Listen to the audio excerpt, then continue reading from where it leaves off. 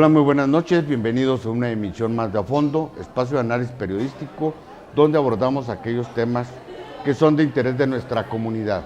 En esta ocasión vamos a ofrecer a ustedes, aprovechando la época navideña, pues una síntesis de aquellas entrevistas que fueron más visitadas en el portal de hilodirecto.com, que tuvieron mayor audiencia, y que se trata de temas pues relevantes en distintos ámbitos del quehacer público, del quehacer social, del quehacer político. Los dejamos con este material que esperamos le sirvan a usted para que en esta época de reflexión pues usted eche a volar su imaginación. Gracias. Hola, muy buenas noches, bienvenidos a una emisión más de A Fondo, espacio de análisis periodístico de aquellos temas que consideramos son relevantes para nuestra comunidad.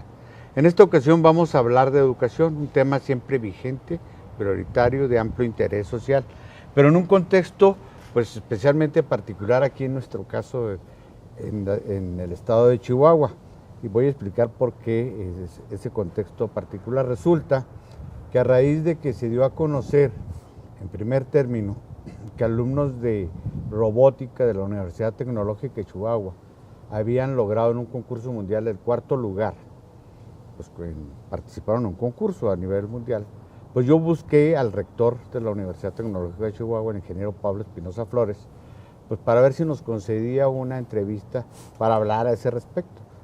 Unas semanas después se da a conocer de que la Universidad Tecnológica de Chihuahua queda entre los 3 primeros lugares de las 104 instituciones de este nivel en el país.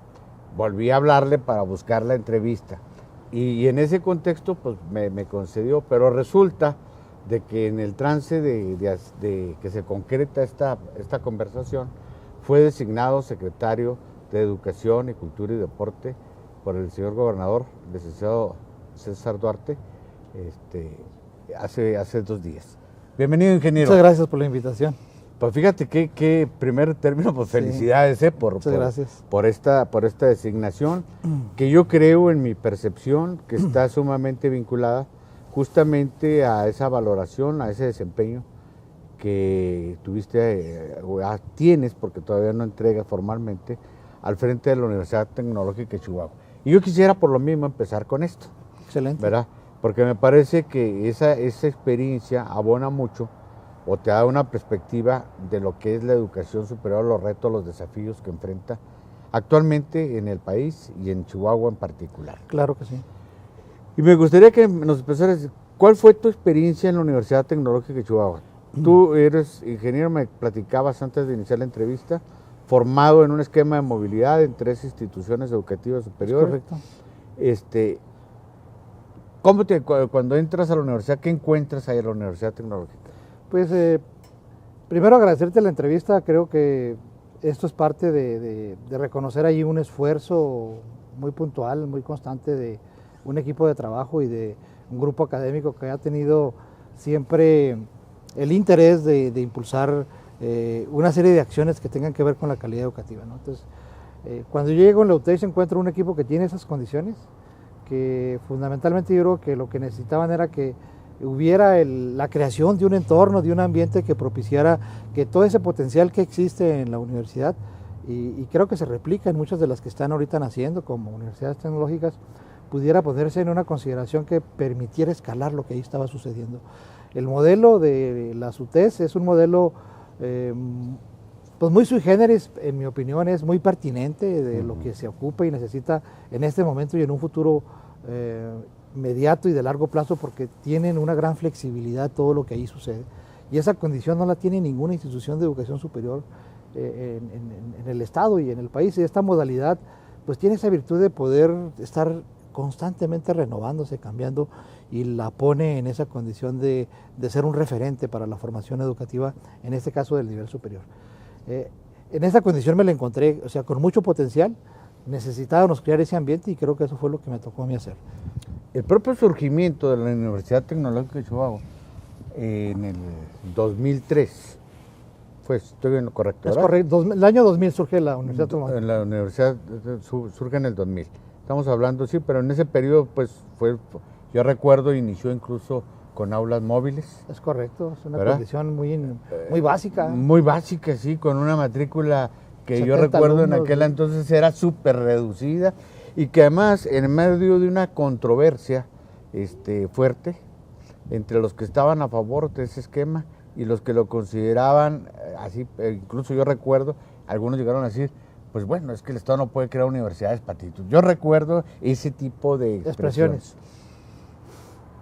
En esta perspectiva, ¿cuál es la virtud? ¿Qué es lo que hace distinto a la Universidad Tecnológica de Chihuahua de otras expresiones también en el ámbito técnico, profesional de las ingenierías, de las ciencias exactas? ¿Qué es lo que le hace distinto, por ejemplo, del Instituto Tecnológico de Chihuahua? Yo creo que todo parte de un tema muy toral, que es una pregunta que todos los que estamos en este nivel de educación, prácticamente final de los muchachos, nos hacemos, es ¿educación superior para qué? Y cada institución educativa tiene una respuesta muy específica, porque al final de cuentas tiene que ver con el perfil de egreso. Y todas las respuestas que se generan pues están muy atendidas en el marco de la visión y la misión que tienen como visiones educativas. Entonces, la UTES tiene una respuesta muy específica para este tema y fundamentalmente está centrada en el que tiene que ver con la formación del joven, pero vinculándolo con la parte del mundo del empleo. Y creo que esta es una diferencia sustantiva con respecto a las demás instituciones de educación superior. No la hacen ni mejor ni peor, sino que la hace distinta. Nada más, la hace distinta, la hace diferente. Y esa condición le permite a la universidad tener, primero, programas pertinentes. O sea, lo que ahí se enseña está validado por quien lo va a usar, está validado por los empleadores. No se genera una carrera que no tenga el puntual validación de que quien lo va a emplear así ocupa ese perfil de egreso de los muchachos. Esta relación, claro, está apegada pues a una agenda de funcionamiento de las universidades. El ejemplo más claro es que tengamos dentro de la universidad dos cosas básicas. La primera de ellas tiene que ver que ahí está una carrera muy específica para Intercerámica. Somos la única institución que forma técnicos en cerámica, que tiene que ver con todo ese proceso industrial de una industria que está aquí en el Estado, que ha trascendido el marco del Estado que ya es de clase y que mundial. Es de clase mundial. Y que tenemos una carrera muy específica para ellos y que la formación de sus técnicos esté dándose al interior de la universidad. Esto, vaya, es toda proporción guardada. Yo cuando tuve la oportunidad de estar en Francia, vi el nivel de estudios que tienen, por ejemplo, los JUTs, que son una semejanza de las tecnológicas aquí en el país. El Instituto Tecnológico Universitario estaba en Airbus para la capacitación y la formación de los técnicos que la empresa necesitaba. Y Airbus, bueno, pues todo el mundo sabemos que es una empresa estratégica, no solo de Francia, es de un conjunto de países que están en la Unión Europea. Entonces, es cuando un Estado invierte en un modelo educativo que tiene el propósito de atender la necesidad de vincular el mundo del empleo con la educación, para que lo que resulte sea tan amigable que le permita al estudiante desde muy temprano incorporarse a este mundo laboral, y obviamente la posibilidad de que se emplee es altísima, y lo tenemos, bueno, en las cifras de seguimiento de los egresados es que de cada 10 egresados 7 tienen un empleo al momento del egreso, ¿verdad? De cada 17. Así es. Es muy alto el porcentaje. Es completamente, y además en el tema de ingeniería, cuando revisamos las cifras de ingeniería, pues prácticamente el 90% de los muchachos laboran, están incorporados al mundo laboral y están estudiando ya la carrera de ingeniería, porque la universidad es otra característica que tiene, o sea, aparte de que tenemos esta respuesta distinta de las demás instituciones de educación superior, ¿para qué? Vinculada con esta parte. Esto nos obliga a que lo que tengamos internamente como infraestructura educativa sea lo que está en el mundo laboral. O sea, no tenemos un equipamiento, no tenemos una maquinaria, no tenemos un software en el aire que le podríamos llamar educativo. O sea, de muy bajo perfil, que solo sirve para enseñar cómo funcionan, sino al contrario, lo que está ahí está disponible para que cuando el muchacho salga, sea lo que encuentre en la vida real. Y obviamente, bueno, pues eso nos permite dos cosas: formarlos para ese mundo real, que es el mundo laboral, y segundo, generar una serie de servicios para la empresa que ésta necesita. Esta relación también permite que la universidad entre en el mundo laboral a capacitar una serie de habilidades que las empresas necesitan en la incorporación de un número importante de trabajadores. Y ahí está, por ejemplo, el caso concreto de Ford. Nosotros tenemos una relación muy orgánica con Ford en la preparación de su personal, ¿no? Y con la industria automotriz de manera general. Los sábados, es un tema que ahí está presente, constante, vas a ir los sábados a la universidad, se vuelve otra institución educativa. Está llena de trabajadores, de empleados de la maquiladora, de las diferentes empresas que concurren a recibir diferentes cursos. Vamos a una pausa y regresamos con este tema que es clave en cualquier proyecto educativo y cualquier proyecto de nación: la vinculación de la educación con el trabajo. El Vivebus es un nuevo sistema de transporte accesible e incluyente. Todos los adultos mayores, personas con discapacidad, indígenas y estudiantes contarán con una tarjeta digital de pago preferencial. Para obtenerla, solo deberán acudir a los módulos de trámite preferencial Vivebus y gozarán de un 50% en la tarifa. Esta tarjeta será intransferible, personalizada y con fotografía. A ti y a mí, el Vivebus sí nos conviene. Para fríos, los de Chihuahua. Por eso, además de abrigarte bien, abre 2 ventanas 15 centímetros con el calentón encendido y apágalo al dormir. No satures las tomas eléctricas. No permanezcas a la intemperie por mucho tiempo. Y evita cambios drásticos de temperatura. Prevenir es vivir. Chihuahua vive en la protección. Gobierno del Estado. Me gustó el básquetbol porque mi mamá antes jugaba y de ahí le agarré cariño y amor al baloncesto, desde los 11 años aproximadamente. Creo que nos da ventajas hacer deporte para nuestro cuerpo estar bien, pues físicamente y mentalmente también.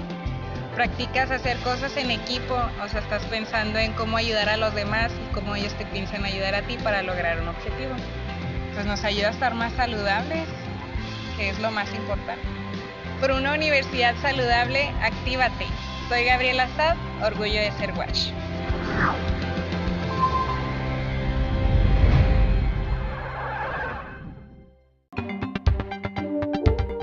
Gracias por habernos acompañado hasta ahora en esta entrevista con el ingeniero Pablo Espinosa Flores, secretario de Educación y Cultura, y en calidad de esto se todavía no asume formalmente ya asumió formalmente, me refiero, no entra en operación, pero una parte importante de esta función que ahora vas a desempeñar es la relación con el magisterio, con el sindicato. Tú tienes una experiencia política también muy vasta y has tenido alguna relación porque fuiste subsecretario de Educación, sí, de Planeación, en Chihuahua, ¿en el periodo qué? 2003, 2002, 2004. 2004, entonces más o menos conoces. Pero ahora hay una situación en especial que, pues tú lo sabes, ha sido motivo de controversias, de conflicto incluso, que es la reforma educativa, la reforma impulsada, se dice para dos cosas. Uno, recuperar la rectoría del Estado en la cuestión de educación, y dos, para mejorar la calidad educativa. ¿Cómo ves tú el panorama de las relaciones con el sindicato? Mira, es una agenda lo de la reforma, sin que quiera yo evadir el ámbito de la responsabilidad que tiene mi función y sobre todo aquí en el aspecto territorial del Estado. Es un tema que tiene una agenda sobre todo nacional, ¿no? Sí, claro. Hay una serie de actores que ahí están participando y la están construyendo. Lo que teníamos que hacer los estados, creo que nos lo han consultado, nos lo han preguntado y han sido los congresos locales los que han respondido a esta iniciativa de reformar la operación del sistema educativo mexicano. Creo que esos dos rubros, el hecho de que el Estado recupere el control de la educación desde el nivel preescolar hasta el nivel superior y sobre todo en esa parte importante que es la educación básica, yo creo que no está discusión por ninguno de los actores, todo el mundo lo reconoce como una parte toral. La parte que que polemiza las cosas es la parte sobre todo del sistema de evaluación para el crecimiento de los maestros al interior de todo el sistema de operación de la educación. Entonces, eso es lo que está en polémica de las reglas del juego, de cómo va a ser este mecanismo de evaluación que permita a un maestro acceder a los diferentes niveles que van a construirse para que pueda acceder a beneficios sobre todo de carácter económico y de crecimiento personal. Entonces, es una agenda que va a estar en ese marco. Yo debo decir que yo reconozco que este proceso educativo tiene una serie de actores importantes, localizados perfectamente, unos en el sindicato, otros fuera del sindicato. Incluso en la disidencia del sindicato. Los padres de familia, que también son algunas veces actores importantes o que deben ser actores importantes en esta agenda y que ha habido una política de mayor involucramiento de los padres de familia en toda esta agenda, ¿no? Todos esos actores deben de estar presentes de alguna manera en la operación de la educación y yo en esta agenda pues sin duda voy a tener esa consideración.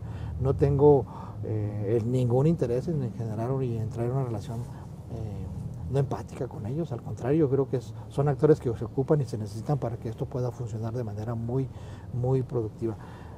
Mi función, creo, para ponerlo en un marco más coloquial, es tratar de generar estas condiciones, este espacio en el que ellos como actores y el Estado como tal, a través de mi representación, podamos ocupar los roles específicos que a cada quien nos toca, ¿no?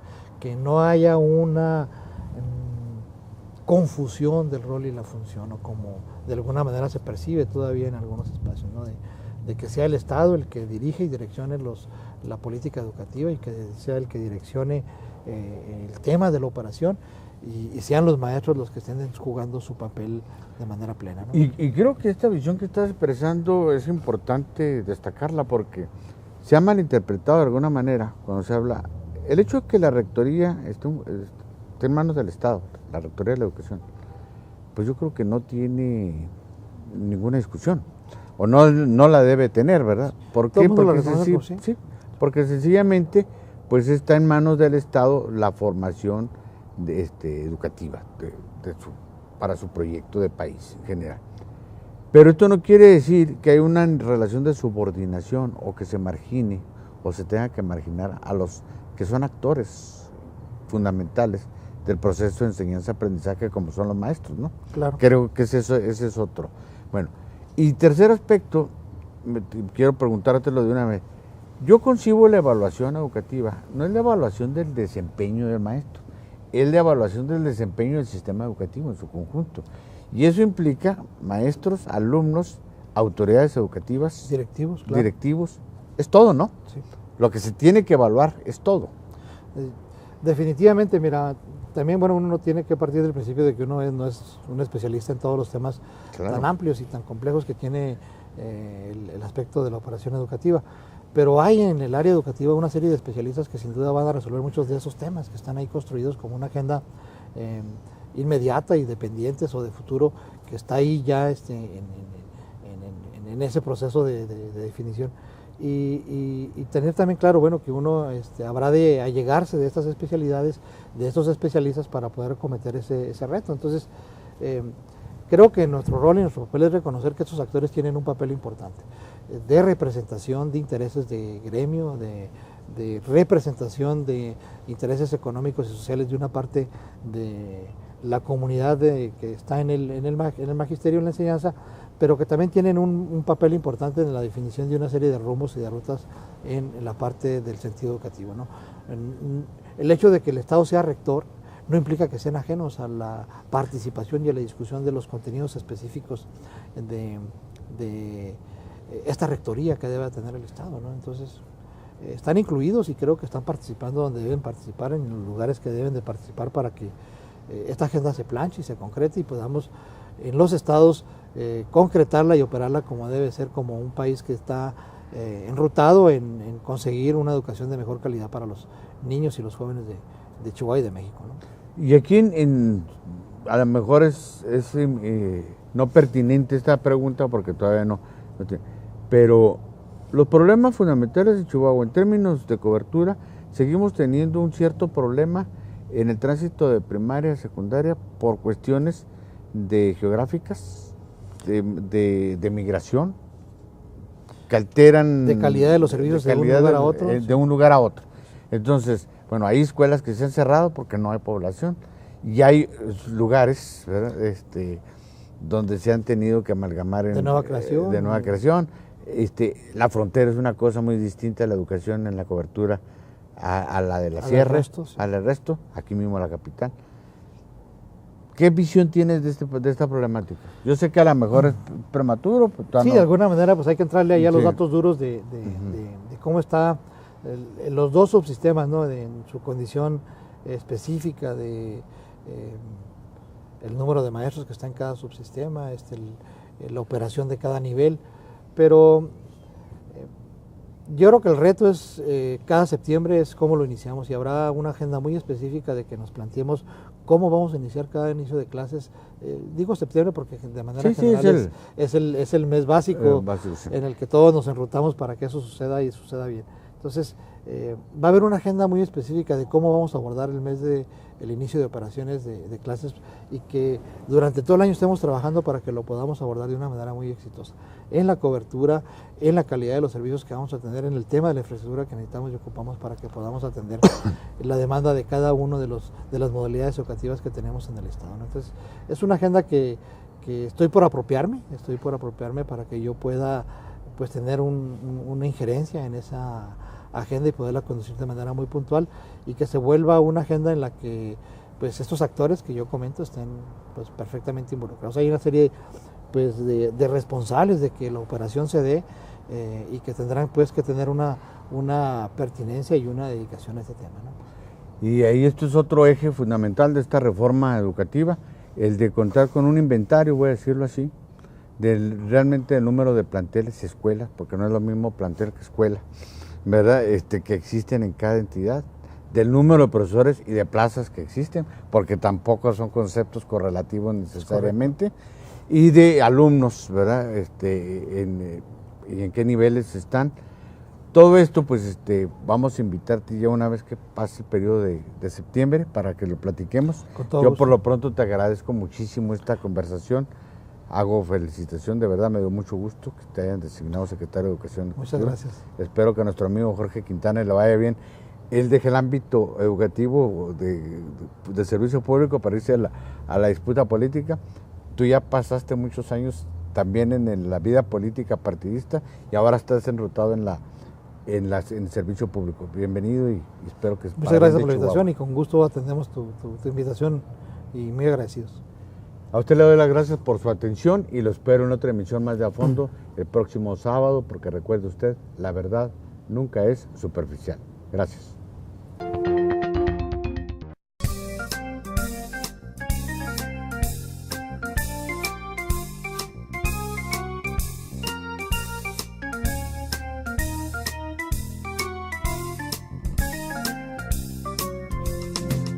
London Café, un lugar para disfrutar. Para fríos, los de Chihuahua. Y ante las bajas temperaturas, protege tus tuberías. Primero cúbrelas con 2 capas de papel periódico, luego una capa de hule espuma y finalmente refuerza con cinta aislante o canela. Y así de sencillo te evitarás problemas este invierno. Prevenir es vivir. Chihuahua vive cuidando el agua para su progreso. Gobierno del Estado. Olvídate de cargar efectivo o estar buscando cambio. El sistema de pago Vivebus es fácil y muy práctico. Con la tarjeta digital Vivebus podrás accesar a la ruta troncal y a los autobuses de las rutas alimentadoras. Podrás adquirir tu tarjeta en cualquier terminal o estación. Solo sigue las indicaciones que aparecen en la pantalla. Para tu comodidad, también contarás con más de 160 OXXOs autorizados para venta y recarga de la tarjeta de pago Vivebus. A ti y a mí, el Vivebus sí nos conviene. Hola.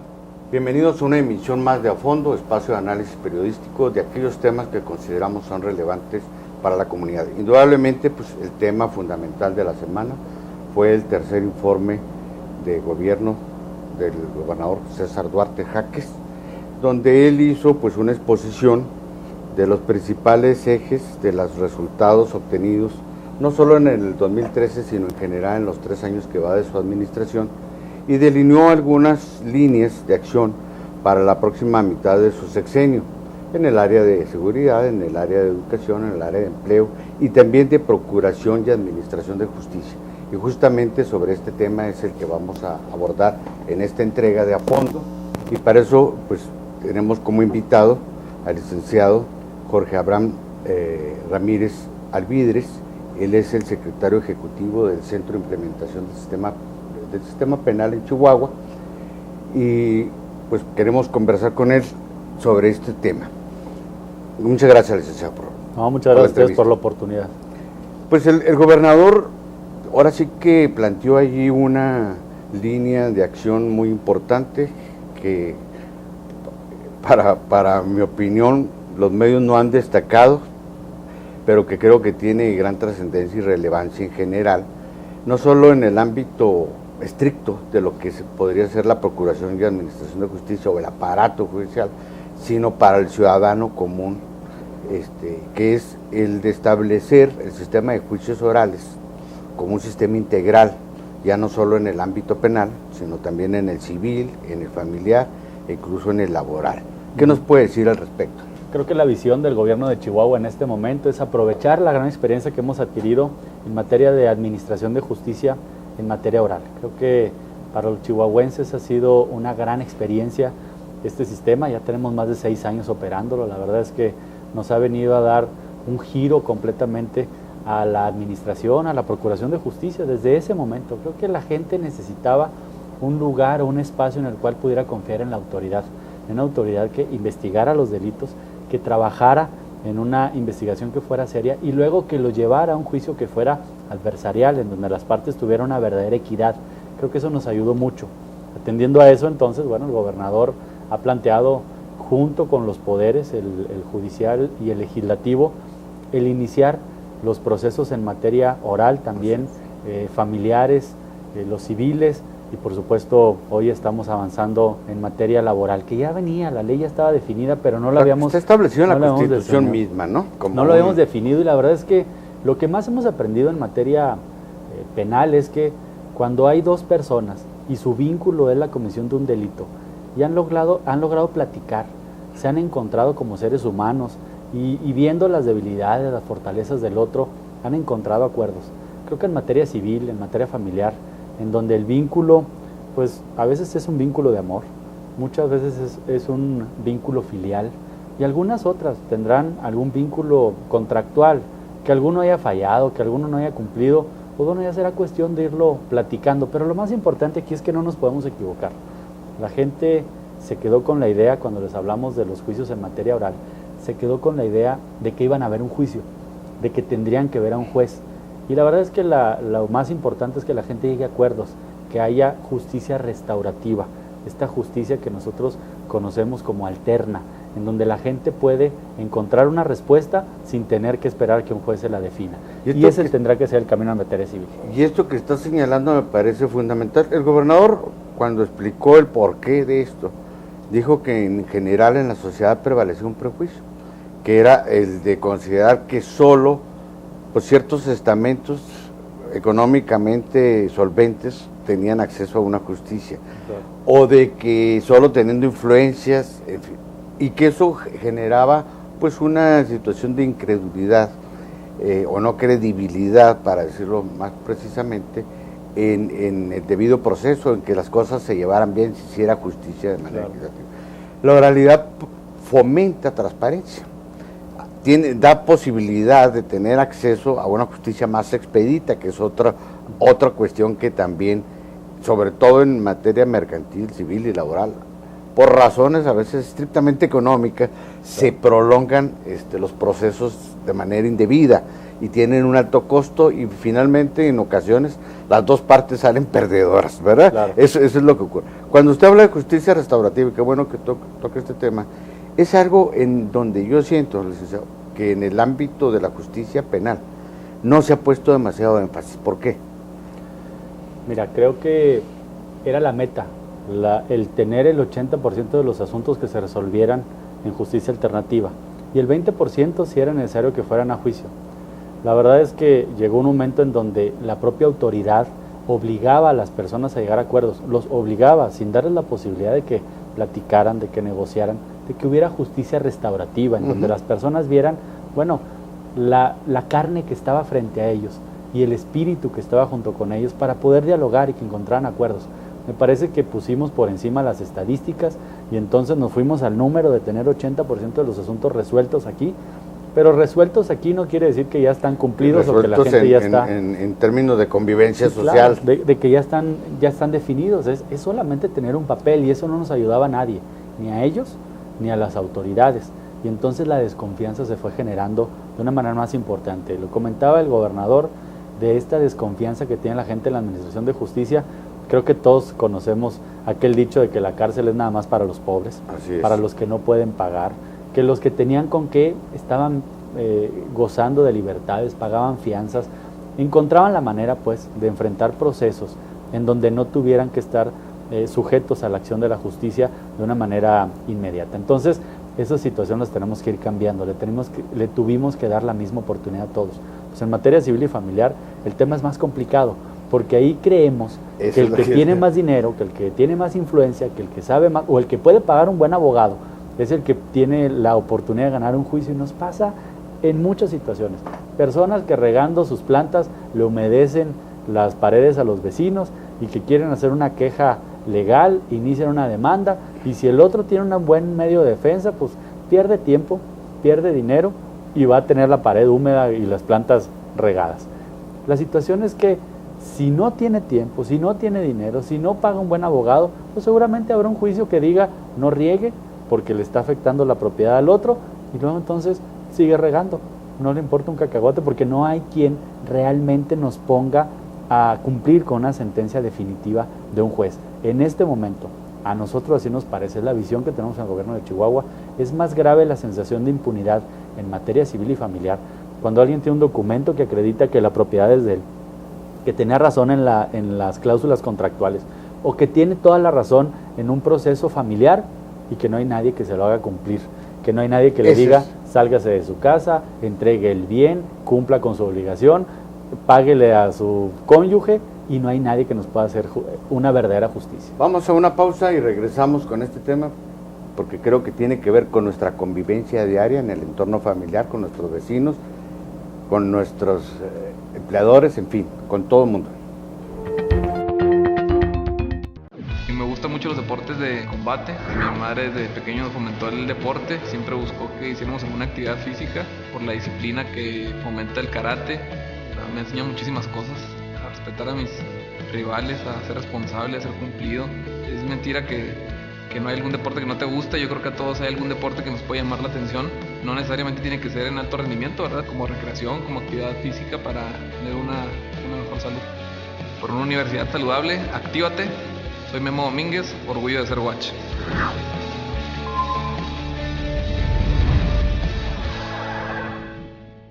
Abordar el Vivebus es fácil, cómodo, pero sobre todo seguro. Recuerda siempre cruzar por las esquinas y avanzar cuando el semáforo te lo indique. La entrada y la salida a la estación o paradero será siempre por la rampa. Si no cuentas con tu tarjeta al entrar, puedes adquirirla. Si ya la tienes, puedes consultar o recargar tu saldo. Todo aquí en la máquina expendedora de tarjetas. A unos pasos está el acceso general. Solo pasa tu tarjeta y automáticamente cobra el pasaje y tendrás libre acceso al autobús de la Troncal. A ti y a mí, el Vivebus sí nos conviene. En el segmento anterior señalaba yo la importancia que tiene recapitular la experiencia en el sistema de justicia penal para no cometer los mismos errores, incluso para modificar percepciones que se generaron en un contexto determinado y que ha sido muy difícil irlas remontando. A mí me llama mucho la atención, por ejemplo, el que los indicadores de resultados y de desempeño de los actores, operadores o actores jurídicos del proceso penal en sus distintas etapas, pues han mostrado buenos resultados. Hay buen desempeño, hay indicadores de buen desempeño y tal resultado. En el informe se dieron las gráficas respectivas, no voy a repetirlas, pero sin embargo, cuando uno analiza los indicadores de impacto social, es otra cosa. Acabo de leer una encuesta del INEGI donde dice el 7 de cada 10 mexicanos se siente inseguro. Y no estoy hablando de zonas rurales. La encuesta fue en población urbana, en las grandes ciudades, incluyendo Chihuahua y Ciudad Juárez. 7 de cada 10 se siente. 3.2 de cada 10 ha sido víctima él directamente, un familiar, un conocido de un delito. Y el 80% aproximadamente no confía en los órganos de seguridad ni de justicia. Entonces, pese a estos resultados, a estos avances, existe una percepción pública. Viene en marcha, está en proceso, una uniformidad también en términos del Código de Procedimientos Penales, de la ley de justicia alternativa y de lo que vienen siendo, ¿cómo se llama? La última, la ejecución de penas. La ejecución de penas. ¿Verdad? Me llamó la atención, por ejemplo, que incluso la Iniciativa América, la responsable de Iniciativa, acaba de declarar que ellos están apoyando este proceso con las cortes de drogas para buscar esquema de que el adicto no necesariamente tenga que ir a prisión, sino que a lo mejor la sentencia sea un centro de rehabilitación. Bueno, ¿cómo va a impactar esto en Chihuahua en lo que se refiere al sistema de justicia penal? ¿Y cómo hacerle para cambiar esas percepciones negativas? Lo tenemos que robustecer. El sistema de justicia en Chihuahua es un sistema que es eficiente, pero a nosotros nos queda muy claro, es el reto que está enfrentando el gobierno de Chihuahua en este momento. La seguridad es una cuestión de percepciones, es cómo me siento. Así No es. es qué está pasando, es cómo me siento. Un ejemplo muy claro que pongo muchas veces y creo que vale la pena, aunque es arriesgado, es en Ciudad Juárez tuvimos un momento en donde teníamos un policía en cada esquina y luego iban convoys trasladándose por todas las calles. Y si salías después de las 11 de la noche, lo único que había era policías. Y la verdad es que tenía una sensación de inseguridad que no podías con ella. En todo momento te sentías inseguro. Cruzabas el río. Pero no parecía zona de guerra, había hasta costales ahí, retenes. Cruzabas el río, llegabas a El Paso, Texas, y no te volvías a topar ni un policía. De vez en cuando ahí en el freeway, alguno de tránsito te lo encontrabas. Pero la verdad es que la sensación de seguridad era completamente distinta. Ese es el tema, ¿eh? La gente necesita sentirse segura y para sentirse segura no se necesita que haya penas más graves, se necesita que la policía se ponga a investigar y que los delincuentes que agarren les den el castigo que se merecen. Creo que ese fue un gran avance que se tuvo en materia de procuración y de administración de justicia en Chihuahua y por eso nuestro agradecimiento como gobierno de Chihuahua a cómo se bajaron los pantalones desde el Poder Judicial, pero además cómo eficientaron su trabajo desde la Fiscalía General del Estado en cada uno de los procesos. Hoy en Chihuahua, desde que hay un hecho que se considera delito hasta que se dicta una sentencia, cada quien tiene una responsabilidad. Entonces lo único que tiene que hacer es bien su trabajo. Me parece que eso nos ha ayudado mucho más que haberles puesto mayores sueldos, mejores oportunidades, que siempre trajeran corbata, que tuvieran sus carpetas de investigación perfectamente integradas. Esas situaciones no eran las importantes para la ciudadanía. La gente hoy quiere un trabajo efectivo y que se castigue a quien comete un delito, porque siempre va a haber alguien que cometa un delito, siempre va a haber alguien que no esté dentro de la convivencia social y siempre va a haber alguien a quien lo tengamos que ir rehabilitando, que lo tengamos que ir readaptando nuevamente a nuestra sociedad. Es una cuestión que tiene que ver con nosotros mismos como sociedad, porque los dejamos fuera, porque los excluimos, porque no les dimos oportunidad, porque no trabajamos hay las causas en favor de todos ellos. esos fenómenos. A ver, todos los delincuentes, todos los de Chihuahua y los de donde me los pongan, crecieron con nosotros, no vinieron de otro planeta. Yo tengo compañeros que estuvieron conmigo en la escuela, que crecieron en mi barrio, que crecimos juntos y que ellos, bueno, tomaron un camino distinto porque consideraron que no había una oportunidad para ellos y yo tomé otro porque yo consideré que necesitaba una oportunidad distinta. Es una cuestión de cómo vamos a ir tomando esta percepción. Entonces ese es el reto, el que podamos hacer que los chihuahuenses tengan una verdadera percepción de justicia, de seguridad, de tranquilidad, de eficiencia en el trabajo desde la administración y la procuración de justicia. Cuando logremos eso, creo que estamos en el otro lado en donde queremos estar, en donde el gobernador anuncia en su tercer informe que para el próximo año se van a abatir los índices de delincuencia. Y no está hablando nada más porque cree que se puede, porque va a poner una fortaleza distinta, porque va a cambiar elementos, porque vamos a trabajar con los mismos. De lo que se trata es de saber que los chihuahuenses vamos a entrar en una nueva cultura que se va a eficientar mucho más el proceso de procuración de justicia y que la administración de justicia va a venir a robustecer un proceso que para nosotros es muy importante. Para concluir, entonces se trata, a diferencia de lo que se hizo, que faltó mucha socialización, bajar estos proyectos para que sean, yo digo incluso al sistema educativo, con los jóvenes, con los niños, para que se vaya sembrando la semilla de esa nueva cultura jurídica, ¿no? Y esto sea un proyecto a largo plazo, porque esto no se va a dar definitivamente en cuestión de meses. A ver, ¿qué nos enseñaron cuando estábamos chiquitos? Si tu compañero te quita un lápiz, dile a la maestra. Así es. ¿Para qué necesitas un juez? O sea, si aquí tienes a dos personas que pueden llegar a un acuerdo y los niños pueden decir, a ver, dame mi lápiz, traes un lápiz que no es tuyo, que es mío, entrégamelo y que se lo entregue y que con eso sepan que se pueden resolver los problemas. Te lo presto si quieres, pero no me lo quites. Te lo presto en este momento, úsalo y luego me lo devuelves. Yo no tengo ningún problema con eso, pero no, a ver, maestra, es que, porque lo que nos hizo es depender de que alguien nos juzgue. Y todavía el que traía el lápiz que no era de él, todavía decía que no, que era de él y se quería defender, porque finalmente el que estaba juzgándolo no sabía la verdad, él sí. Y aquí tenemos que sacar la verdad, es una cuestión sistemática de cómo lo tenemos que ir abordando. Yo les digo, y queda muy claro muchas veces, a nosotros los mexicanos, a los latinos en general, nos ayudaron o nos enseñaron a no decir nada. Estás que te lleva el tren de enojado y llegan y te preguntan, ¿qué tienes? Nada, nadie tiene nada. Y la verdad es que cuando te enfrentas con un anglo y le preguntas que sí, ¿qué tiene? Te expresa qué tiene, te dice qué le es cómodo, qué no, qué le gustó, qué no le gustó, cómo quisiera que fueran las cosas, y entonces ya te pone la perspectiva de tal suerte de que o cumples lo que él quiere o con sus expectativas, o entonces andas completamente mal. Hay que enseñarle a nuestros hijos que queremos una sana convivencia social, que queremos que haya tranquilidad, que haya paz, que haya orden, y que para que todo eso suceda, nosotros somos los principales actores. Ese es el reto que estamos enfrentando en Chihuahua. Así es como nosotros estamos visualizando el trabajo que los tres poderes, el Ejecutivo, el Legislativo y el Judicial, han venido a plantear hacia el futuro. Será una ley, me queda claro, pero una ley que no se cumple por la sociedad, una ley que no es positiva, es una ley que no nos ayuda a nadie. Y creo que nosotros estamos buscando eso, y para que la ley sea positiva, en este sentido en particular, en que sea la sociedad la que tenga la percepción de justicia y de seguridad, necesitamos a los medios de comunicación. Por supuesto, nos van a ser fundamentales para que expresen lo que les queremos llevar a la sociedad, o que nosotros les podamos dar un mensaje correcto a la ciudadanía. Necesitamos a los colegios de abogados, a los profesionistas, a los académicos, a las universidades.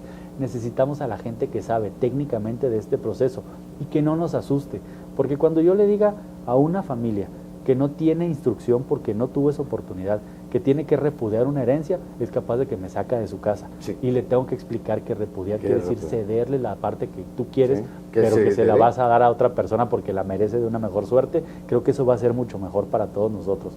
Necesitamos a las clases sociales, necesitamos que todos estemos involucrados, necesitamos que no sientan que los ricos son los que llevan la ventaja, que todos tenemos un plano de igualdad, que quien tenga la oportunidad económica, quien tenga dinero o no, también puede acceder a la justicia de una manera pronta, expedita, adversarial, pública, que le va a ser transparente y que le da la posibilidad de que todo el mundo, el que quiera, va a estar pendiente de lo que está sucediendo en nuestros procesos. Bueno, yo le agradezco muchísimo esta conversación, creo que ha sido muy útil para nuestros televidentes, ojalá le haya permitido a usted normar un criterio que es lo que viene en materia de esto, de reforma integral en juicios orales. Ya nos lo explicó el licenciado. Yo le agradezco su atención y lo espero el próximo sábado en otra emisión más de A Fondo, porque recuerde usted, la verdad nunca es superficial. Gracias. Con el Videobús siempre llegaremos temprano a la escuela. Y con el internet gratuito, nuestros traslados serán mucho más agradables. Con tu tarjeta Vivebus preferencial, todos los estudiantes tendremos el 50% de descuento en la tarifa. Tramitarla es fácil y rápido. A ti y a mí, el Vivebus ¡sí nos conviene!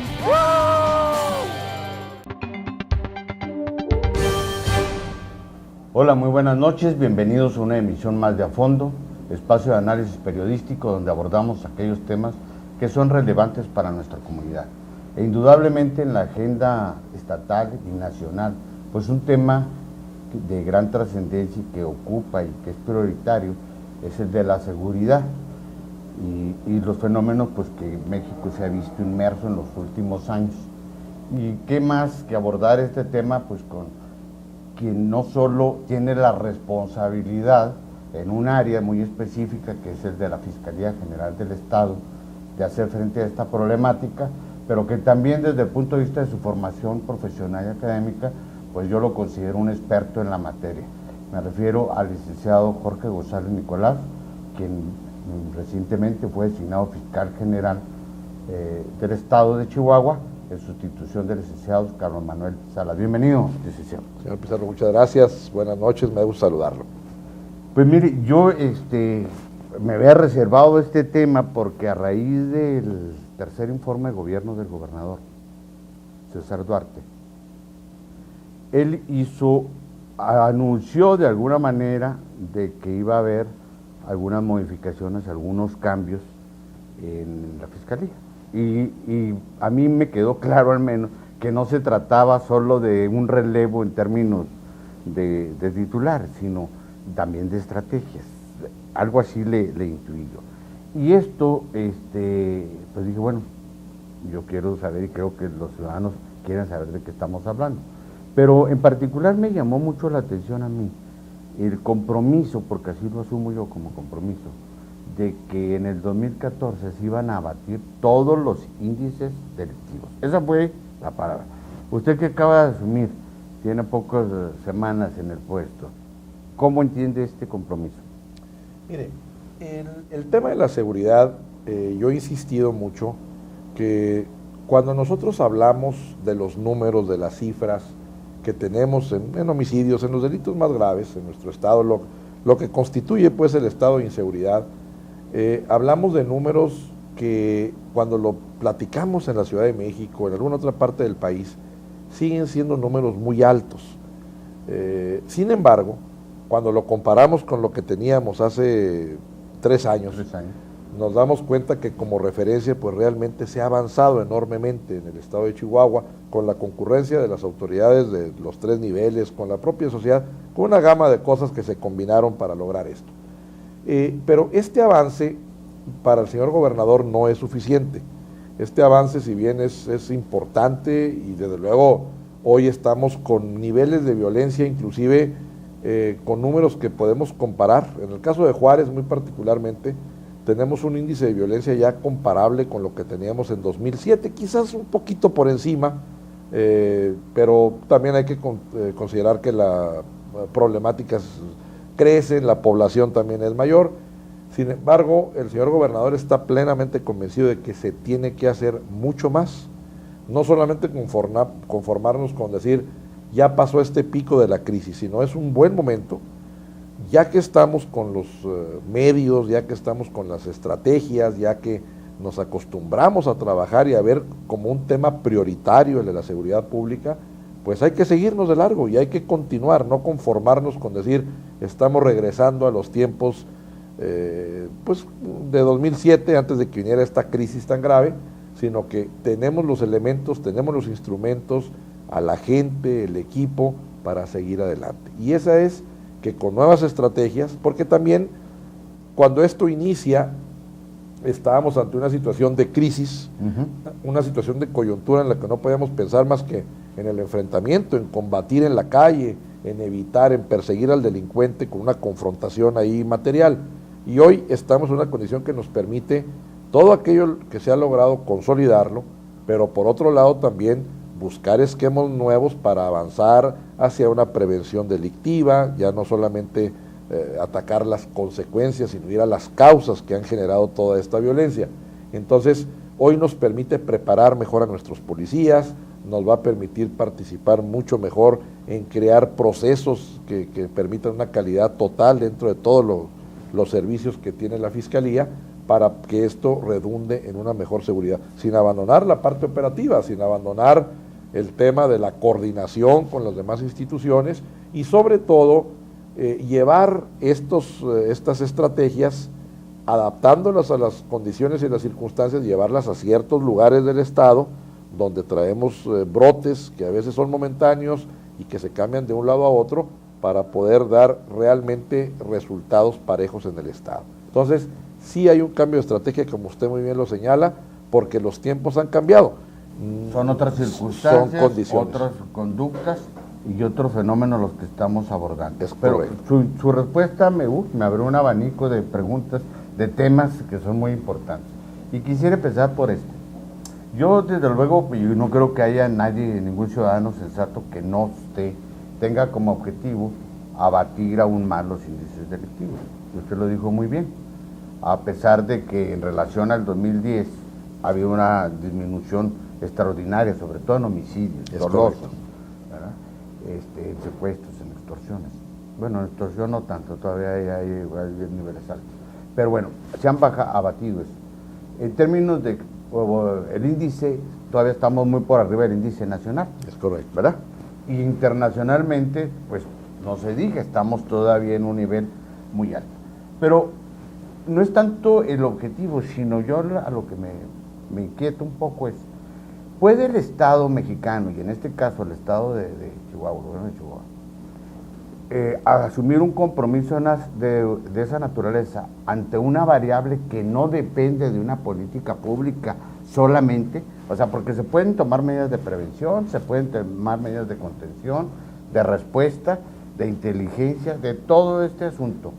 Pero la conducta criminal no responde solo a eso, responde a otros fenómenos que no necesariamente tienen que ver solo con la pobreza o la falta de educación. Me refiero concretamente al tráfico de drogas. Ese es un negocio transnacional que se mueve en función de una lógica de la oferta y la demanda, que tiene como objetivo, igual que cualquier otro negocio, la ganancia, la utilidad, y que en esa medida pues responde a una lógica muy distinta a cualquier otra, de cualquier otra conducta delictiva. Ahí, por ejemplo, yo al menos asumo y le pregunto, hasta donde yo tengo entendido, la mayoría de los homicidios dolosos en el estado de Chihuahua, particularmente en los años anteriores, Ciudad Juárez, luego Chihuahua, y ahora en la zona centro y sur del estado, están vinculados al fenómeno de la delincuencia relacionada con el narcotráfico. ¿Sí o no? Es correcto. Que esto se ha ido revirtiendo poco a poco. Mire, es cierto y estoy totalmente de acuerdo en que obedece a cosas totalmente ajenas, inclusive a una lógica que es la menos lógica, la de ellos. Ni siquiera los podemos ver como hombres de negocios, porque obedece también ellos a otros reacomodos, reajustes que puede haber. Es correcto. Esta proyección que hace el gobernador lo hace primero porque, de acuerdo a las condiciones actuales, de acuerdo a la fuerza que hoy tiene el Estado, de acuerdo a lo que tenemos en información de inteligencia, de acuerdo a las proyecciones que tenemos, llevándolas a buen término, no quedándonos estáticos, sino trabajando intensamente y con las capacidades, creemos que podemos lograr tener un buen control de la delincuencia, es decir, no de los delincuentes, del fenómeno de inseguridad. Del fenómeno, sino no de ellos en lo individual. Que eso nos permita llegar a estos índices tolerables, a índices bajos, que realmente no estemos en una situación todavía por encima de la media nacional. El asunto, además, también tiene que ver mucho con cómo se ha ido logrando ahorita atacar esto para que estas bandas, para que estos delincuentes no puedan operar con aquella impunidad que operaron. Siendo francos, el fenómeno del trasiego de drogas, el narcotráfico, es algo que viene desde hace muchos años. Y es un tema es un tema internacional, es un tema que abarca cuestiones macro. Le propongo macro. que hagamos una pausa Muy y bien. regresemos con esto para no interrumpirlo, porque creo que esto es clave en la geopolítica de Chihuahua. Esperamos que haya sido de su agrado este resumen a fondo del año, de las entrevistas más relevantes, más trascendentes. Desde luego queremos aprovechar la ocasión para desear a usted, a su familia y a la comunidad en general que disfrute de estas fiestas decembrinas, de estas fiestas navideñas en compañía de su familia, de sus amistades, de su gente, de sus seres queridos, y que todo sea dicha y felicidad. Que pase feliz Navidad.